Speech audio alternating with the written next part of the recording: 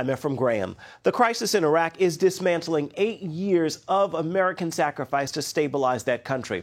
Al-Qaeda-inspired militants are now marching their way toward Baghdad and taking key cities along the way. It's a battle that has Iraq's military on the run and Iraq's Christians scrambling to find safety yet again. Mosul and Tikrit have already fallen to the Al-Qaeda offshoot known as ISIS, the Islamic State of Iraq and Syria. And there's little sign of resistance as the militants march their way toward Baghdad. This group of people now, there's tens of thousands of these guys, and they now have a territory. They control territory, they control border crossing points, they control oil resources, mineral resources, trade, income. They have a base in the middle of the Middle East. This battle comes after America lost more than 4,000 soldiers fighting in Iraq and spent $2 trillion to help stabilize the country. But instead of fighting, Iraq's military is on the run, leaving their American-made weapons and Humvees in the hands of these militants. They were one time aligned with Al-Qaeda, but even Al-Qaeda says they're too extreme because they kill civilians.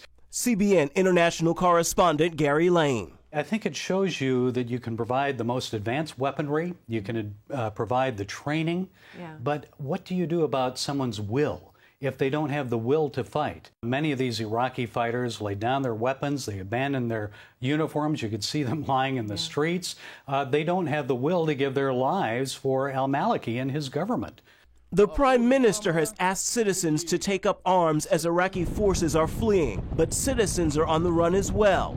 500,000 people are believed to have left Mosul, including Christians. Nina Shea, Director of Religious Freedom at the Hudson Institute, calls this the end game for the cleansing of Iraq's Christians. All of the Christians of Iraq have had to flee, or virtually all of them have had to flee north to Mosul and beyond over the last 10 years because of very severe persecution. And so now we're seeing Mosul itself being cleansed of its Christians.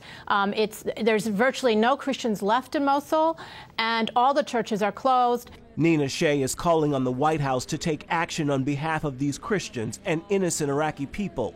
The administration right now needs to get humanitarian aid to these people. I'm hearing that from the Nineveh plain, where a lot of them have fled, there's only food and water for about 2 days. Beyond that, they need to appoint a special envoy for Middle East minorities.